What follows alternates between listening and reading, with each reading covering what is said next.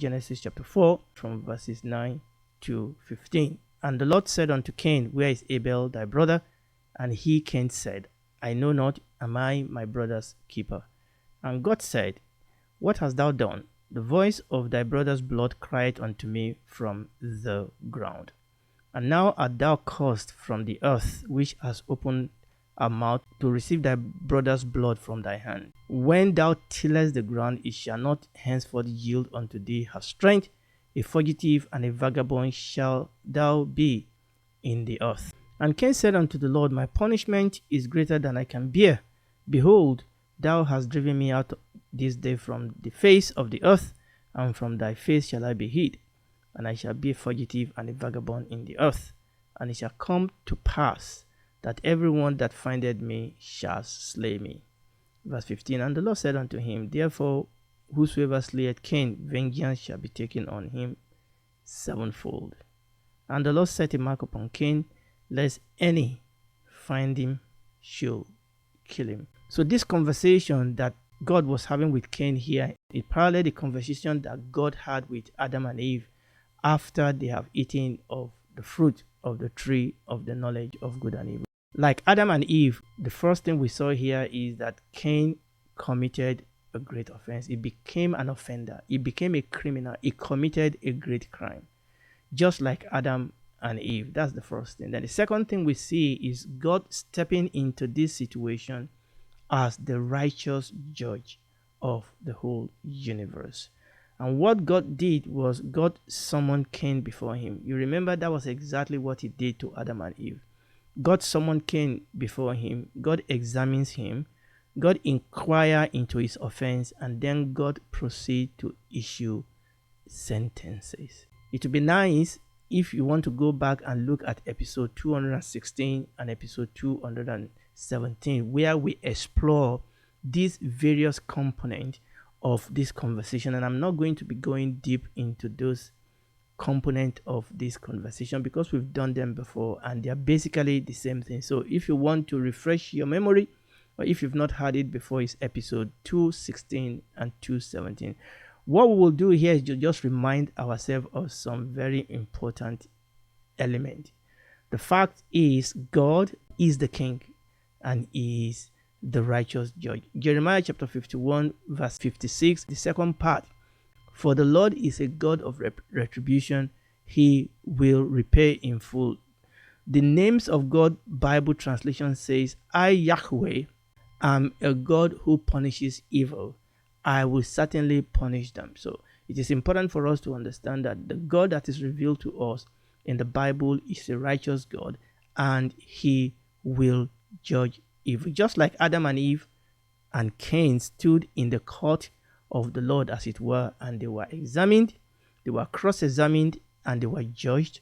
The same way, every single human will stand before God to be cross-examined and to be judged in one form or the other. Verse 9, the Bible says, And the Lord said unto Cain, Where is Abel your brother? Where is Abel thy brother? That was the question that God asked Cain.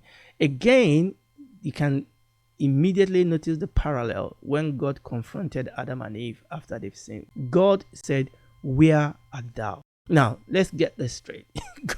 God was not ignorant of Cain's evil. You and I know that. The question is not a question of ignorance. God was not asking Cain about Abel because God did not know what has happened. The question, where is Abel your brother, is setting the scene for what is to follow. Is setting the scene just the same way that God did to Adam and Eve. God knew Adam and Eve have eaten of the fruit of the knowledge of good and evil. God knew that. And God said, Where are you? It was an intentional question. God knew what Cain has done. God knew that Abel is dead. God knew that Cain had killed Abel. God asked Cain this question that he, God, might confront and convince Cain of his crime, and in so doing, bring him to a confession of his sin. You see, in all these things, just like we saw, even in the case of Adam and Eve, God was still showing mercy. So God was trying to help Cain to confront to take responsibility of his crime and then confess his sin. A commentator said, deviance grows with sin. Deviance grows with sin, and punishment keeps pace with guilt. Now, the truth is that if you and I don't confess, don't take responsibility of our sin, the problem that would then happen is that we become more deviant. We become more ingrained in the sin. Our heart becomes callous. Our heart becomes seared with a hot iron. So God was trying to help Cain here. Deviance grows with sin. If we don't confess our sin, if I don't confess my sin, I become more deviant. It becomes more difficult. Our heart becomes seared. Unfortunately, punishment will keep pace with guilt. In other words, if I don't confess my sin, and if I pile on that sin a callous heart, I'm just only opening myself up to bigger and greater punishment. So deviant grows with sin, and punishment keeps pace with guilt. God was here offering Cain a chance for repentance. That is what God was offering Cain when God came to him and said, Cain, where is Abel, your brother? But the question, the trillion question is, will Cain confess his sin? Will Cain ask God for mercy? Will Cain take responsibility for this horrendous evil that he has committed? Or will he be deviant and refuse to take responsibility for his sin? Let's read it. Genesis chapter 4, second part of verse 9. And Cain said, I know not. Am I my brother's keeper? I mean, what an arrogance. What an evil, what a wickedness. He has just killed his brother. Now, the Bible didn't tell us the time that elapsed between him killing his brother and God stepping on the scene. But the sense is that this was not long after he committed this evil. And he was looking God in the face and he was lying. And he said, I don't know. I know not. King James Version. And then he was asking God a question. Am I my brother's keeper? The Voice translation put it this way, that Cain said, I have no idea. Am I supposed to be responsible for where he goes and what he does? The Contemporary English Version put it this way. Cain said, how should I know? Am I supposed to look after my brother? I mean, this was Cain's response. Now, when God confronted Adam and Eve with their sin, even though they both passed the buck, Adam passed the buck to Eve, Eve passed the buck to the serpent, but at least they acknowledged their sin.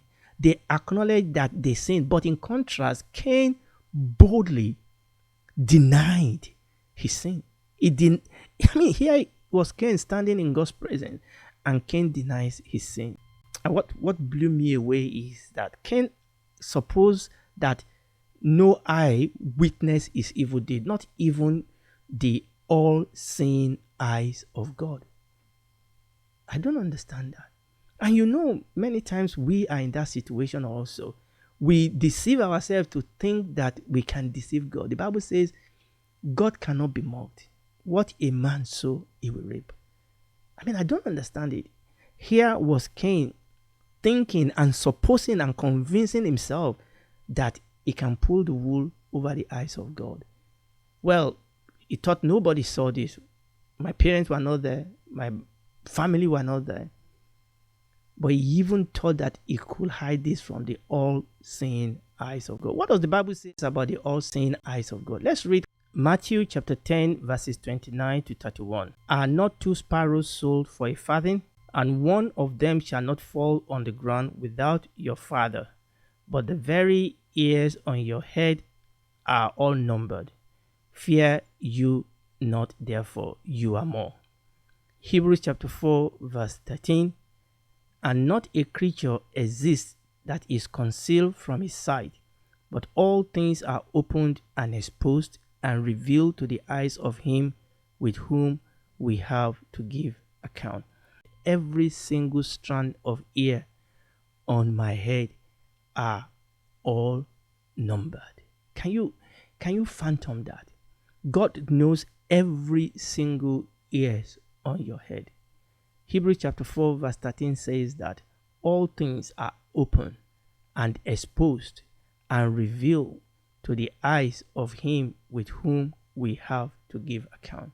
And if you read Psalm 139 verses 1 to 16, the psalmist was telling us something about the all-seeing eyes of God. He said, even if I try to cover myself in darkness, he said, darkness is light to you. Is light to you. Darkness is light to God. He said, even if I take my abode in hell, God sees everything. God sees everything. So find time to read that Psalm 139, verses 1 to 16. The revelation of the Bible is that God is both transcendent and at the same time also immanent. We have to hold both revelation. We have to hold them in balance, okay? We must not go to one extreme or the other.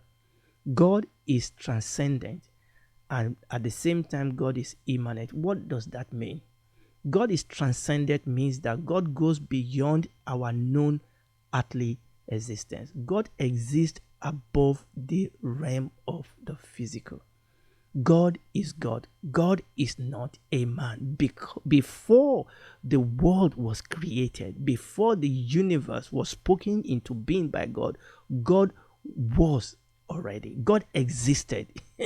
We can't even use the word existed for God, but that is the English that we have.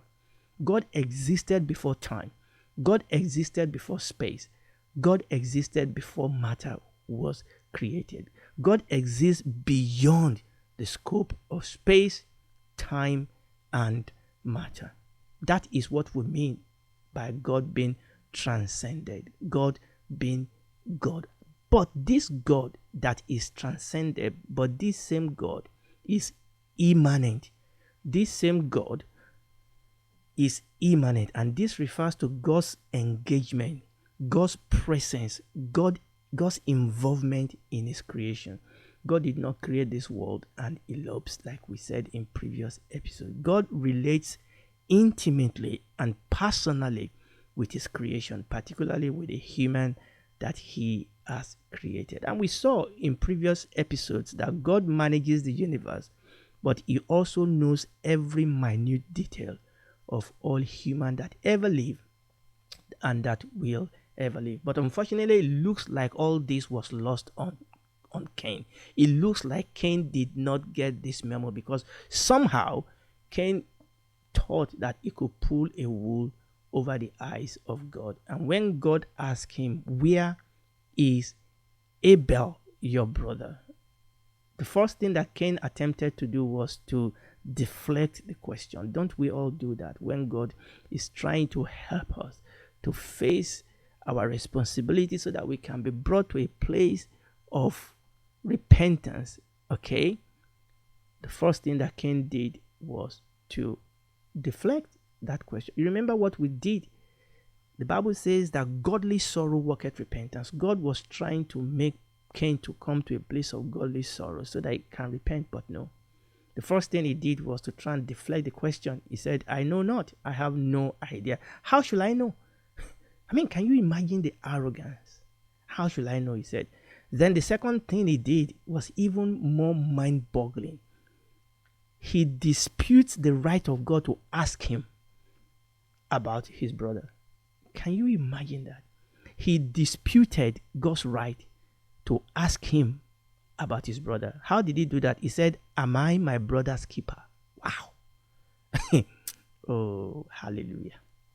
God is God, though. I imagine if it is one of us that is God, he will have slapped him and his mouth will go to the other side. He said, "Am I my brother's keeper?" He said, "Am I supposed to be responsible for where he goes and what he does? Am I supposed to look after my brother?" This was Cain talking to God. But Cain and I'm speaking to myself, and I'm speaking to you, all of us are our brothers and sisters' keeper. Cain asked, am I my brother's keeper? The answer is yes. You ask, am I my brother's keeper? Am I my sister's keeper? The answer is yes. God created you, and God created me, and God created Cain to be his brother's keeper. God created us to be our brothers and our sister's keeper. What does it mean to be our brother and sister's keeper? It simply means to love them, as we read in 1 Corinthians chapter 13, verses 4 to 7. I'm going to read that in the Message Bible. I like the way the Message Bible listed it. Verses 4 to 7. Love never gives up. Love cares more for others than for self. Love doesn't want what it doesn't have. Love doesn't strut, doesn't have a swelled head, doesn't force itself on others, isn't always me first, doesn't fly off the handle, doesn't keep score of the sins of others, doesn't revel when others grovel, takes pleasure in the flowering of truth, puts up with anything, trusts God always, always look for the best, never look back, but keeps going to the end. Now that is what it means to be my brother's keeper. That is what it means to be my sister's keeper. Never give up. Care more for him or her than for myself. Doesn't want what they have. Is not jealous. Doesn't want what it doesn't have. And it went on and on. Isn't always me first. Does not fly off the handle like Cain. This is what it means to be my brother and my sister's keeper. And the truth is that God has created us to be our brother's keeper. Even that becomes much more even applicable to us as Christians. Acts chapter 20 verse 35. This was what Paul told the church. He said, I have showed you all things, how that so laboring you ought to support the weak, and to remember the words of the Lord Jesus, how he said it is more blessed to give than to receive. Let's read that in the Message Bible again. Paul said to the church, I believe this was in Ephesus, he said, in everything I've done, I have demonstrated to you how necessary it is to what? To work on behalf of the weak and not exploit them. You will not likely go wrong here if you keep remembering that our master said, you are far happier given than getting. What does it mean to be our brother's keeper? Is to work on behalf of the weak and not exploit them. God demands of God demands of us, particularly we Christians, God demands of us to be our brothers, to be our sisters' keeper. For the weak, we are to be their strength. For the poor, we are to meet their need. For the orphan, we are to be their father, their mother, their friend. For the widow, we are to meet their need. For the voiceless, we are to be their voice. And the list can go on and on. God wants us to be supportive, not intrusive, not take over their life, not manipulative, but God wants us to be supportive. And the Lord has granted us the grace. God has not asked us to do something He has not graced us for. And this is what it means to be our brother's keeper. And Cain's reply betrays the type of person he really is. He was selfish. He was wicked. He was evil.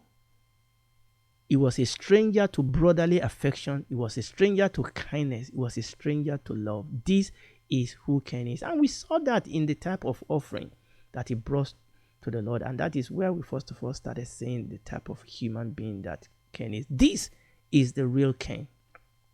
That is why Jude, verse 11, only one chapter, Jude chapter 1, verse 11, speak about the way of Cain. This is the way of Cain. This is the footstep of Cain. This is the path of Cain. This is the example of Cain. Is somebody that is selfish, wicked, evil, stranger to brotherly affection, stranger to kindness, stranger to love. Is not a brother or a sister keeper. Let us end our teaching today with this warning that we read in 1 John chapter 3, verses 11 and 12, and we are going to read from Amplified Classic. 1 John chapter 3 verses 11 to 12. For this is the message, the announcement which you have heard from the first, that we should love one another and not be like Cain, who took his nature and got his motivation from the evil one and slew his brother.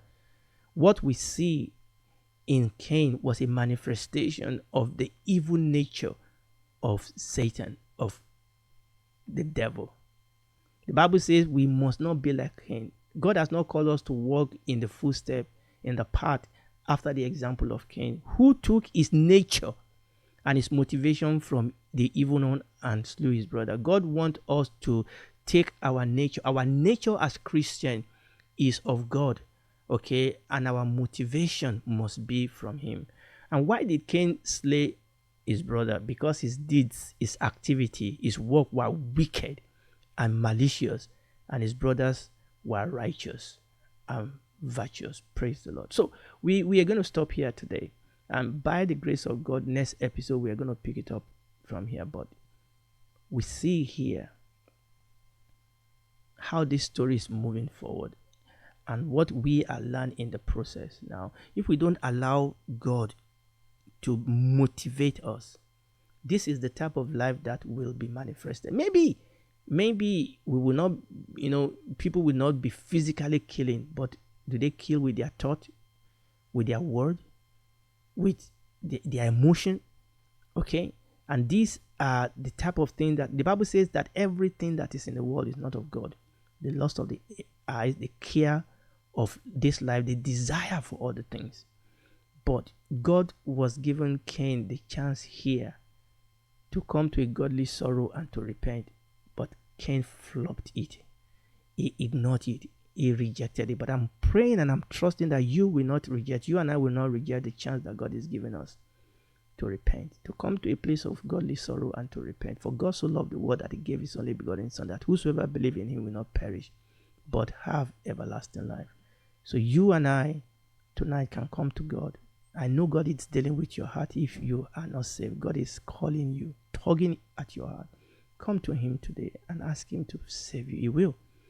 And he will change your heart. He will take the heart of evil out of you and give you his own heart.